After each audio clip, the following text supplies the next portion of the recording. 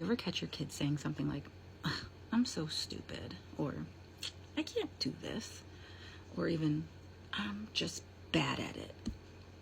That's not just words. That's their inner voice, but forming in real time. And if that doesn't scare you even just a little, it should. Here's the thing. The way kids talk to themselves becomes the way that they think about themselves. And if that voice is constantly harsh, hopeless, and negative, it sticks. Sometimes for decades. But there's some good news. Self-talk is a learned skill, which means that it can be taught, it can be modeled, and it can be rewired. The thing is, our brains are wired with something called the negativity bias. We've all experienced it. We naturally pay attention to what's wrong more than what's right. It's kind of an evolutionary survival thing. It was great for the caveman avoiding the saber-toothed tigers, but not so great for kids trying to survive math homework.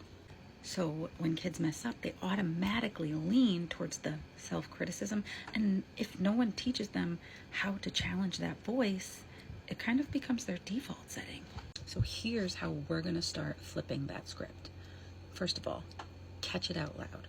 When your kid says something negative, don't just say, "Don't talk like that." Try something like, "Whoa, would you say that to your best friend?" No? Then why are you saying it to yourself? It kind of helps them notice the difference between truth and trash talk. Also, model self-compassion. Let them hear you when you mess up. "Ugh, that didn't go how I wanted it, but I'll figure it out." You're showing them that mistakes don't define our worth. They teach it. You can also try creating a replacement phrase. Help them swap "I can't do this" for "This is hard, but I can try again." Over time, the repetition rewires those mental pathways. Neuroscience literally calls this neuroplasticity. It's a fancy word for the brain learns when it practices. Praise the self-correct. When they catch themselves using positive or realistic self-talk, point it out, or when you catch them. "I love how you said I can try again." That is resilience.